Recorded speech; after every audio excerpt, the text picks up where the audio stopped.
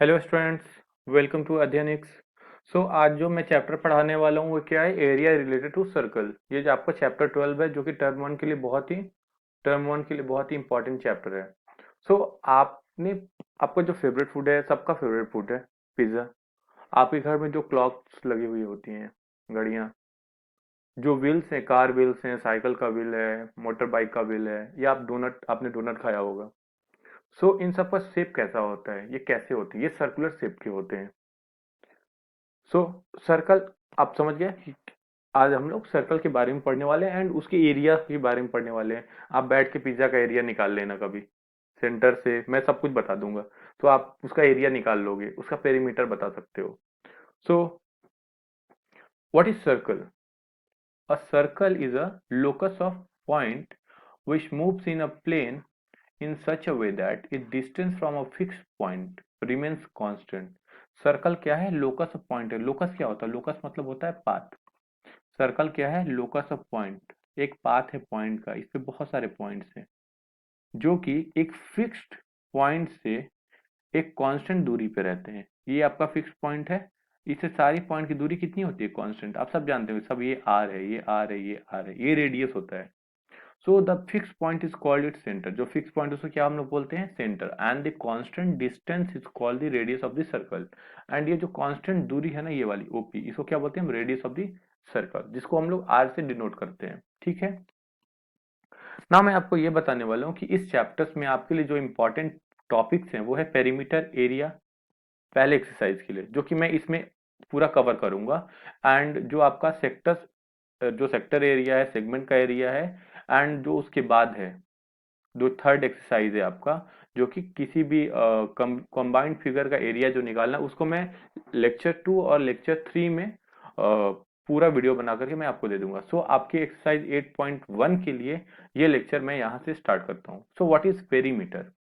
Perimeter is nothing but perimeter, the distance covered by travelling once around the circle is is perimeter. जब आप circle को, मान लो मैं यहां से, नहीं ये सर्कल है, इस पॉइंट से उठूं और मैं इसके एक चक्कर लगा लूं, मैं इसे घूमते हुए यहां आ जाऊं। जब कंप्लीट मैं वन राउंड, वन लैप लूंगा एक सर्कल का, इसको क्या बोलते हैं? हम लोग पेरीमीटर बोलते हैं। एंड सर्कल के पेरीमीटर को एक अच्छे से प्यारे से नाम से जाना जाता है, जिसको बोलते हैं हम लोग सर्कमफेरेंस। ओके। सो बहुत सारे ना मैथ्स में रिसर्च हुए तो उसे पता चला कि जो एक सर्कुलर शेप्स के जो फिगर होते हैं, उनका जो सरकमफेरेंस है और डायमीटर का जो रेशियो होता है, वो कुछ कांस्टेंट टर्म आते रहता है, कुछ कांस्टेंट आता है। तो जब उसको चेक किया गया, जब उसको पूरा स्टडी किया गया, तो पता चला कि वो कुछ नहीं, पाई के बराबर आता है, जो कि ग्रीक वर्ड है। पाई जो है ग्रीक वर्ड है। तो इस चीज का जो वैल्यू निकल के आया, पाई का जो वैल्यू निकालने वाले थे वो कौन थे? ग्रेट इंडियन मैथमेटिशियन आर्यभट्ट साहब थे, जिन्होंने पाई की अप्रोक्सीमेट वैल्यू निकाली। And pi is equal to 62832 divided by 20,000, that is equal to 3.1416, इतने के बराबर आया। ठीक है। और पाई, ये पाई की वैल्यू एक आपकी पाई इज इक्वल टू 22/7 भी आई यहाँ। उसके बाद जो सरकमफेरेंस है, अब सरकमफेरेंस इज इक्वल टू क्या होता है? आप लिख सकते हो ना यहाँ से, पाई इंटू डायमीटर। और डायमीटर इज इक्वल टू क्या होता है? टू इन ट्वाइस रेडियस, जो कि D is equal to R. ये सब आपको पता है। ये आर है, ये आर है, दोनों कंबाइन करके क्या बन गया आपका? डायमीटर। तो सरकमफेरेंस इज इक्वल टू, इसका फॉर्मूला निकल के आ गया 2 पाई आर। ये फॉर्मूला आप याद रखिएगा। Okay. Now what is the area? Area आपको पता है एरिया क्या होता है? तो सर्कल का एरिया क्या होगा? ये पूरा का पूरा, पूरा का पूरा, आप इसका पूरा का पूरा वो निकाल लो कि कितना स्पेस इसने वो कवर करके रखा है। ये क्या है? This is the circular face, circular किसी भी शेप का आप एरिया निकाल लोगे। इसके फॉर्मूला को डिराइव करने के लिए आपके एनसीईआरटी में एक प्यारा सा ट्रिक, एक कॉन्सेप्ट दिया हुआ है, जो कि क्या किया उसने कि सर्कल को छोटे छोटे सेक्टर्स में बांट दिए इसने, 16 सेक्टर्स में बांटे। अब जब सर्कल को आप खोलोगे यहां से, तो सर्कल कुछ ऐसा खुल के आएगा, खुल के आया कुछ ये। सो सर्कल कुछ आपका ऐसे खुल के आया। तो आप देख रहे हो कि कुछ ये जब यहां से आप खोले इसको, जस्ट मिनट, जब आपने सर्कल को यहाँ से खोला और इसको जब आप खोल के सीधा करोगे तो कुछ ये ऐसे फिगर एक निकल के आएगा, जो कि ये वाली जो दूरी है वो हाफ सरकमफेरेंस के बराबर है, क्योंकि आधा यहाँ नीचे आ जाता है आधा ऊपर। तो पूरा सरकमफेरेंस आपको क्या होता है, इसका फॉर्मूला आप जानते हो 2 पाई आर होता है। तो ये खुलने के बाद आधा आधे का क्या हो जाएगा, आधे का 2 पाई आर/2, ये हो गया आपका ऊपर का। एंड ये जो लेंथ होती है ये आपकी रेडियस के बराबर, क्योंकि ये यहीं से खुलता है, तो दैट इज आर। सो आपको पता है कि एरिया एरिया कैसे निकालते हैं हम लोग, एरिया एरिया ऑफ किसी भी रेक्टेंगल का एरिया कैसे निकालते हैं, लेंथ इनटू ब्रेथ, यही फॉर्मूला हमारा, length into breadth. Okay, so length आपका कितना है 2 पाई आर/2, एंड आपका ब्रेथ कितना है आर। तो यहाँ से 2 से 2 कैंसिल हो गया, तो यहाँ आपका क्या मिला पाई आर स्क्वायर। तो यहाँ से निकल के आएगा आपका सर्कल का एरिया, आपका कैसे फॉर्मूला निकल के आ गया। तो दैट इज वेरी इंपॉर्टेंट कि आप याद रखिएगा सर्कल का एरिया कैसे निकालते हैं। और सरकमफेरेंस, यहाँ पे मैं फिर से फॉर्मूला लिख दे रहा हूँ, circumference is equals to 2 pi R. तो ये दोनों फॉर्मूला आपके लिए बहुत ही इंपॉर्टेंट है, आप याद रखिएगा, ठीक है। अब मैं आगे बढ़ता हूँ। आपका दो ही यहाँ पे एक्सरसाइज 8.1 के लिए दो कॉन्सेप्ट था, मैंने दोनों कॉन्सेप्ट बता दी। अब एग्जाम्पल जो 1 है, आपका एक ही एग्जाम्पल दिया है, वो मैं एग्जाम्पल यहाँ पे करा देता हूँ आपका। एग्जाम्पल बोलता है the cost of fencing a circular field at a rate of 24 पर metre is 5280। The field is to be plowed at a rate of rupees 50 per meter square, rupees 0.50 per meter square. Find the cost of plowing the field. So पहली चीज, fence circular आपके पास field है, मैं यहाँ पे field भी बना दे रहा हूँ, एक सर्कुलर फील्ड है ये, इसको फेंस करना। फेंस का मतलब क्या होता है, एक कांटेदार तार से इसको घेर देना। तो जब आप इसको कांटेदार तार से ऐसे घेरोगे, सो ये क्या होगा, ये पूरा का पूरा सरकमफेरेंस, ये पूरा का पूरा लेंथ कितना हो जाएगा, सरकमफेरेंस के बराबर होगा, ठीक है। उसका रेट पता है कि पर मीटर का लेंथ कितना है 24, और टोटल पैसा कितना लगा है। तो आपने ये यूनिटरी मेथड्स में बहुत सारे क्वेश्चंस किए होंगे कि 20 मैंगो का कॉस्ट ये है, सो एक का बताओ, 20 मैंगो का कॉस्ट ये है, सो 10 मैंगो का कॉस्ट बताओ। तो आप वहां पे क्या करते थे, आप डिवाइड कर देते थे। तो जब आपको ये पता चल गया कि 24 इस वायर की लेंथ इतनी है, आपको ये पता चल गया कि वायर की लेंथ कितनी है, सो आप इसमें क्या करोगे, लेंथ इनटू पर मीटर से मल्टीप्लाई करोगे, क्या दे देगा आपको, total cost of fencing the field. So आप यहां से क्या निकाल सकते हो, अब इसका टोटल लेंथ निकालना होगा। यहाँ पे मैं लिखता हूँ length of wire into rate of wire, आपको क्या देगा, टोटल कॉस्ट ऑफ वायर देगा ना, टोटल कॉस्ट ऑफ वायर। तो लेंथ ऑफ वायर कितना है आपका, कि दैट इज क्या होगा आपका, ये लेंथ टोटल कितना होगा सरकमफेरेंस के बराबर। तो यहाँ लिख दो circumference into rate of wire आपको कितना दिया है 24 इज इक्वल टोटल कॉस्ट भी आपको पता है कितना है 5280। तो यहाँ से सरकमफेरेंस नहीं निकालोगे आप, तो सरकमफेरेंस इज इक्वल टू क्या हो जाएगा 5280 डिवाइडेड बाई 24। जब आप इसको कटाओगे तो कितना आएगा, आई थिंक ये आना चाहिए आपका 220 मीटर, ठीक है। सो आपको क्या मिल गया यहाँ से, सरकमफेरेंस पता चल गया कि सर्कल का सरकमफेरेंस कितना है। अब क्या कहता है question, the field is plot at a rate of, खेत को जोतना है, ये सर्कुलर खेत को जोतना है, तो जोतने के लिए जो कॉस्ट बता दिया कि 1 मीटर स्क्वायर का इतना लगेगा। तो बताइए cost of ploughing the field कितना होगा, तो इस खेत को जोतने का पूरा खर्चा कितना आएगा। तो पहले आप एरिया तो निकालिए, क्योंकि जब तक एरिया निकालिएगा नहीं तब तक आपको पता नहीं चलेगा टोटल कॉस्ट, क्योंकि 1 मीटर स्क्वायर का पता है। तो आप यहाँ से क्या निकलेगा, एरिया ऑफ सर्कुलर फील्ड निकालिए। अब आप एरिया सर्कुलर फील्ड, तो एरिया ऑफ सर्कुलर फील्ड कितना होता है पाई आर स्क्वायर, अभी मैंने बताया। अब यहाँ से हमें क्या चाहिए, आर चाहिए, आर की वैल्यू चाहिए। तो आर की वैल्यू कहाँ से लाएंगे हम लोग, यहाँ से। सो ये क्या होता है circumference 2 pi R is equal to कितना हो जाएगा 220। तो यहाँ से आर कितना हो जाएगा आपका, आर इज इक्वल टू कितना हो जाएगा 220 डिवाइडेड बाई 2 पाई, ये हो जाएगा आपकी आर की value.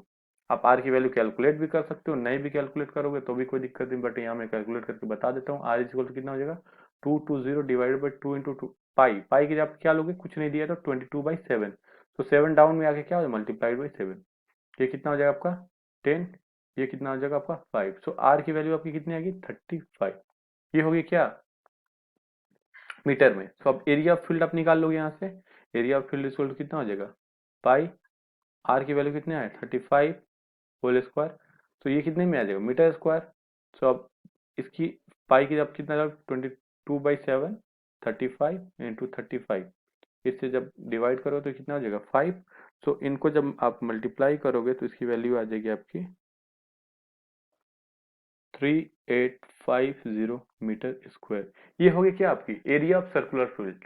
Now cost of flowing the field, तो टोटल कॉस्ट कितना हो जाएगा, cost of flowing the field is equal to क्या हो जाएगा रेट ऑफ रेट ऑफ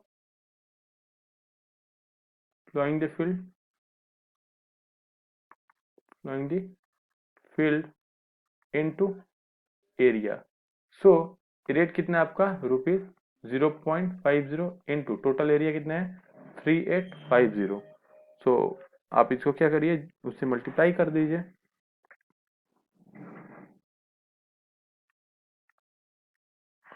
सो आपका ये कितना आ जाएगा 3850 divided by sorry multiplied by 0.5, so that is equals to rupees 1925, so ये आपका क्या हो जाएगा cost of flowing the field.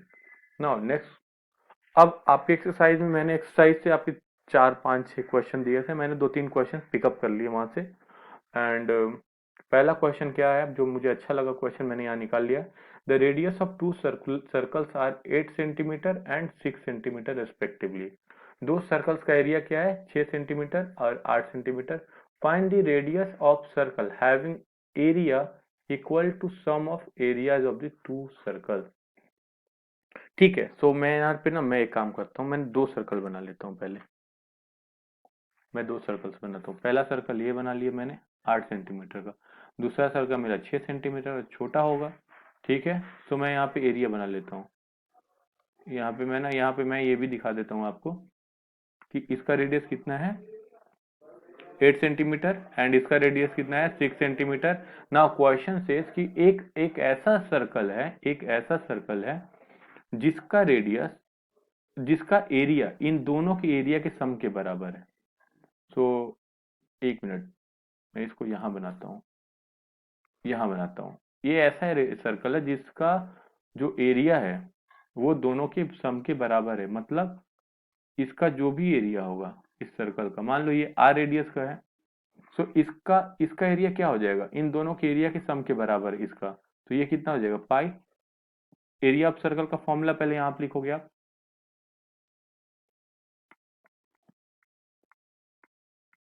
आप लिखो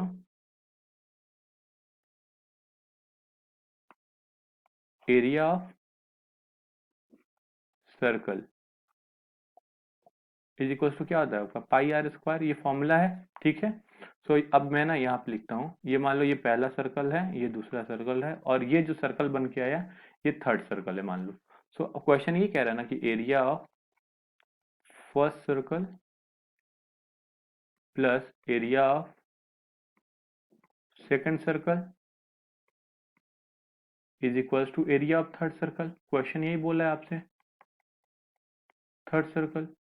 सो एरिया ऑफ फर्स्ट सर्कल क्या हो जाएगा पाई, आर की जगह पे क्या करोगे 8 स्क्वायर, दूसरे सर्कल का area pi into R, R की जगह पे क्या आपका 6 square, okay, and area of third circle यहाँ पे पाई, एंड थर्ड सर्कल का एरिया कितना, आर रेडियस कितना है, आर मैंने माना है, ठीक है। सो अब देखो मैं यहाँ पे ना पाई कॉमन ले लेता हूँ, पाई कॉमन ले लिया मैंने, तो यहाँ क्या मिले पास 8 square plus 6 square, pi common है is equal to pi R square, बताओ। तो यहाँ दोनों साइड पाई पाई कॉमन है, कटा दें इसको, देखो कितना आसान हो गया। सो अब यहाँ से आर स्क्वायर की वैल्यू कितनी आई 8 स्क्वायर प्लस 6 स्क्वायर, 8 स्क्वायर कितना होता है आपका 8 8 64 plus 36 that is equal to 100, so R की वैल्यू कितनी हो जाएगी √100 दैट इज इक्वल टू 10, तो जो रिजल्टेंट आपका जो सर्कल आया उसका एरिया कितना, उसका जो रेडियस हुआ कितना हो जाएगा, 10 सेंटीमीटर हो जाएगा। और देखो अगर आपको ना, अब ध्यान से देखो तो यहाँ से एक फॉर्मूला भी निकल के आ गया। अब देखो तो इसका आर स्क्वायर जो है ना, इनके R square plus R square के बराबर। तो अगर आपको क्वेश्चन में गिवन है कि sum of area of two circles is equal to the resultant circle का एरिया है वो, तो आप ये फॉर्मूला लगा सकते हो। बट फॉर्मूला मतलब है ना, आप बेसिक कॉन्सेप्ट से जाना ज्यादा अच्छा रहता है क्वेश्चन के लिए ना। ये क्वेश्चन मुझे बहुत ही अच्छा लगा। क्वेश्चन नंबर जो 4 है आपके एक्सरसाइज का 8.1 का, दिया है the wheel of a car are of diameter 80 centimetre each. Car का व्हील व्हील साइज कितना है, 80 centimetre. How many complete revolution does each will make in 10 minutes when car is traveling at a speed of 66 kilometre per hour. ठीक है। सो अगर एक में से बात बताओ, आप ना साइकिल चलाते हो, अब 10th के बच्चे कार तो नहीं चलाए हो, बट साइकिल आपने चलाई है, ठीक है। सो अब जब साइकिल में मान लो ये व्हील है और एक ये व्हील है, ठीक है। कुछ साइकिल आपका ऐसा ही होता है, यहाँ पे आपकी बैठने के लिए होती है चीजें, और ये आपका कुछ हैंडल होता है, ठीक है। एंड यहाँ पे आपकी पेडलिंग के लिए आपको दी हुई होती है, ठीक है। पेडलिंग आप करते हो यहाँ से। तो अब बताओ कि जब आप इस साइकिल को चलाते हो तो इसका जो चक्का है पूरा का पूरा एक राउंड घूम जाए, मतलब एक रेवोल्यूशन करे, तो वो कितना दूरी चलता होगा, उतना ही चलता होगा ना जितना उसका सरकमफेरेंस चलता है, जितना उसका सरकमफेरेंस है। ओके। तो मान लो ये व्हील है, साइकिल का व्हील मैं जूम करके दिखाता हूँ आपको, एक मिनट, ये फिगर बहुत अच्छी नहीं है। मान लो ये साइकिल का व्हील है, ठीक है। अब इसको ना मैं आपको बताता हूँ। मैं मान लो यहाँ पे एक पॉइंट ले लिया, इसको मैं चला दूं, एक रेवोल्यूशन इसका कंप्लीट करा दूं, और ये व्हील फिर दोबारा, ये फिर व्हील जो है दोबारा यहाँ पे आ जाए, मतलब एक कंप्लीट वन रेवोल्यूशन कंप्लीट करे, मतलब कि ये जो पार्ट है ना ये घूमता हुआ, पूरा घूमता हुआ, मतलब यहाँ पे रास्ते में चल रहा है ये, और फिर ये पॉइंट यहीं पे आ जाए, जो ये पॉइंट मैंने ए रखा है, ये पॉइंट ए फिर से क्या हो जाए, उस पॉइंट ऑफ धरती के पॉइंट को वही टच करे। तो क्या होगा, पूरे एक कंप्लीट रेवोल्यूशन में क्या होगा, ये पूरा का पूरा जितना सरकमफेरेंस का लेंथ होगा उतना ही ये चल पाएगा। आप अपने हाथ में, आप कितने लोग कड़ा पहनते हो, आप उसको कभी ना एक वहां पे मार्कर से पॉइंट करके उसको घुमा के देखना, आप आपको समझ में आया कि एक बार आप जब उसको पूरा का पूरा रोटेट करोगे, उसको रिवॉल्व कराओगे, तो वो पूरा का पूरा जितना उसका सरकमफेरेंस होगा उतना ही दूरी तय करेगा वो, ठीक है। सो ठीक है, ये कॉन्सेप्ट समझ में आया। मतलब अब हम लोग पहले एक काम करते हैं कि कार की दूरी निकाल लेते हैं, कार कैसे चल रही है, 66 किलोमीटर पर आवर। तो स्पीड ऑफ कार कितनी है आपकी, स्पीड ऑफ कार कितनी है, 66 किलोमीटर पर आवर। बट हमारा चीज यहाँ सेंटीमीटर में है, तो हम इसको पहले सेंटीमीटर में चेंज कर लेते हैं, और मिनट, क्योंकि यहाँ पे मिनट दिया हुआ है। सो इसको सेंटीमीटर में करने के लिए क्या करोगे, तो यहाँ बता दूं आपको, 1 किलोमीटर में कितने मीटर होते हैं, 1000 मीटर होते हैं, और 1 मीटर में कितना सेंटीमीटर, 100 सेंटीमीटर।